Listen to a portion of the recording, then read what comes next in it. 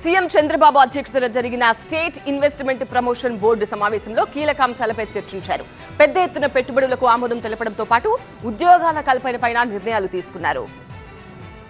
CM Chandrababu అధ్యక్షతన state investment promotion board 3వ సమావేశం జరిగింది.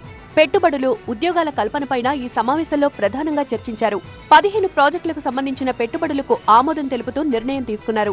అందుకు 44,776 కోట్ల పెట్టుబడులకు ఈ సమావేశంలో గ్రీన్ సిగ్నల్ లభించింది. ఈ పెట్టుబడుల ద్వారా దాదాపు 20,000 ఉద్యోగాల కల్పనే టార్గెట్ గా ప్రభుత్వం ప్రణాళికలు సిద్ధం చేస్తోంది. గత 2 సమావేశాల్లో ఆమోదం పొందిన ప్రాజెక్టుల స్థితిగతులపైన ఈ సమావేశంలో చర్చించారు. ఎస్ఐపిబి సమావేశంలో కీలక వ్యాఖ్యలు చేశారు సీఎం చంద్రబాబు.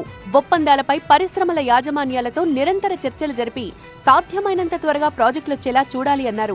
అధికారులు, మంత్రులు పెట్టుబడులను ట్రాక్ చేయడం ద్వారా త్వరితగతిన ఫలితాలు చూపించాలని స్పష్టం చేశారు. తీవ్రమైన పోటీ నెలకొన్న నేటి పరిస్థితుల్లో ఫలితాలు రావాలంటే స్పీడ్ ఆఫ్ డూయింగ్ బిజినెస్ అమలు చేసి చూపాలని అధికారులకు సూచించారు. రాష్ట్ర స్థాయిలో అనుమతులు, క్షేత్రస్థాయిలో పనులపై కలెక్టర్లతో సమీక్ష చేయాలని ప్రభుత్వ ప్రధాన కార్యదర్శికి సీఎం సూచించారు.